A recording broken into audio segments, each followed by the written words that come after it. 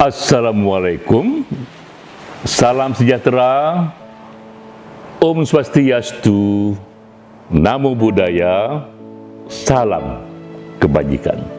Awalnya adalah kearifan, lalu kearifan tersimpan dalam puisi.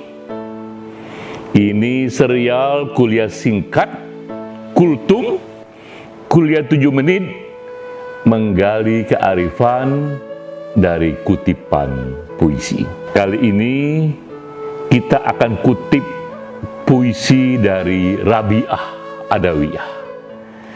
Ia hidup di tahun 891, era yang lama sekali. Ini 1300 tahun yang lalu. Kita ambil puisinya, kutipannya dari puisi yang berjudul Mahabbah, cinta. Ini kutipannya, "Ya Tuhan, jika aku menyembahmu karena takutkan neraka, cemplungkanlah aku ke dalam neraka.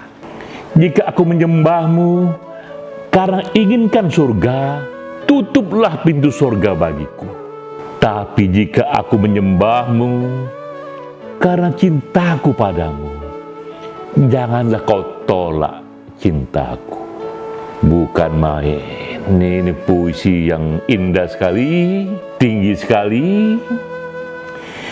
Apakah kearifan konsep manusia yang ingin digambarkan dalam kutipan ini?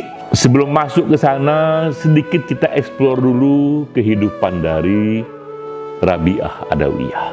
Ia hidup di abad-abad 7 dan 8 Masehi. Ia disebut generasi pertama kaum Sufi. Generasi pertama kaum Sufi.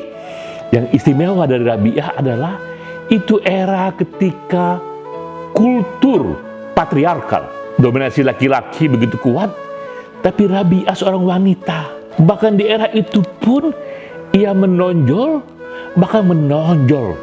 sebagai seorang guru sufi. Itu posisi yang sangat gemilang sekali saat itu. Praktis tak banyak kita tahu soal Rabi'ah karena dia hidup lama sekali, abad ke-8 ya. Hidupnya lebih banyak direkonstruksi oleh Farid Uddin Attar. Ini Farid Uddin Attar juga seorang sufi juga. Dialah yang berjasa, yang mencoba merekonstruksi hidup Rabi'ah dan juga kemudian menyeleksi beberapa karya puisi yang ia anggap inilah otentik dikarang oleh Rabi'ah. Jadi mengenang Rabi'ah, kita pun ucapkan terima kasih atas jasa dari Farid Uddin Attar. Nah, kita pun tahu akhirnya betapa Rabi'ah ini hidup dalam kesederhanaan, bahkan dalam kemiskinan. Sejak orang tuanya, mereka hidup dalam kemiskinan, dan Rabi'ah menempuh jalan hidup yang asketis, yang menghindari hal-hal yang duniawi. Kita ketahui juga, bahkan sampai akhir hayatnya, Rabi'ah memilih tidak menikah. Ia memilih selibasi. Selibasi itu adalah konsep hidup tidak menikah, karena ia ingin semua aktivitasnya hanya didominasi oleh kegiatan yang berhubungan dengan Tuhan semesta alam itu. Kita lihat dari Rabi'ah ini betapa hidupnya sendiri memang sudah dicirikan, sudah mengalami tingginya keilahian dalam akal budinya. Kita kutip lagi puisinya itu, "Jika aku inginkan sorga, tutuplah pintu sorga itu. Jika aku takut neraka, cemplungkan aku ke dalam api neraka. Tapi jika aku cinta padamu, jangan kau tolak cintaku." Puisi ini benar-benar menggambarkan satu bentuk keikhlasan, satu bentuk ketulusan. Tulus mulai dari doa, tulus mulai dari motif, tulus dalam pikiran, ikhlas dalam tindakan. Itulah konsep manusia yang tergambar dalam puisi Rabi'ah. Kita tahu dalam personality ada dua jenis karakter, yang dua-duanya sama pentingnya, yang dua-duanya sama dibutuhkannya, tapi memang dua ini bekerja dalam kutub yang berbeda. Satu unsur dari personality kita sebut dia adalah self-interest, kepentingan pribadi.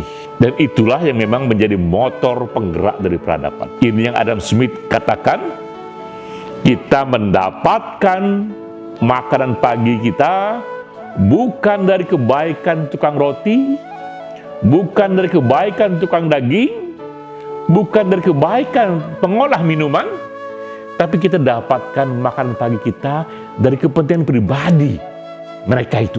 Tukang roti, tukang daging, pengolah minuman, dia tidak berikan roti itu karena cinta pada kita, tapi dia jual itu dan mereka mendapatkan keuntungan. Namun dalam pasar bebas, berbagai self-interest ini saling minimalisir, akibatnya kita pun mendapatkan harga yang murah, makanan yang sehat, minuman yang segar. Itu adalah self-interest, ya. Tapi justru self-interest itulah yang menggerakkan peradaban. Tak ada masalah dengan self-interest itu, karena mustahil kita berharap orang tak memiliki self-interest. Bahkan dalam pasar bebas, self-interest itu akan diminimalisir oleh self-interest orang lain, bersinergi, dan akibatnya adalah public interest. Itulah keajaiban dari peradaban, ya. Namun itu satu saja dari sisi personality. Di ekstrem lain, kita pun memiliki yang disebut adalah altruism. Kita memiliki empati, kita memiliki keikhlasan, ketulusan dalam membantu. Rabi'ah ada di sisi ini.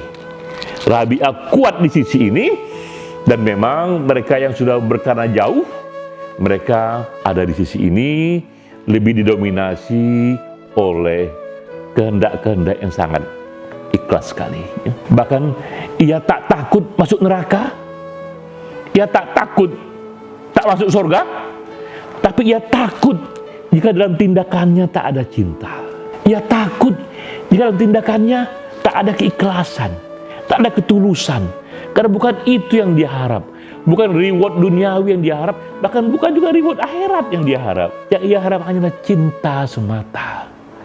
Itu adalah setinggi-tingginya bentuk cinta, sesuai dengan nama puisinya, mahabbah cinta. Mahabbah ini artinya adalah kasih yang sangat tinggi, satu pengabdian pada zat yang maha tinggi, sehingga kita melupakan hal-hal di luar itu.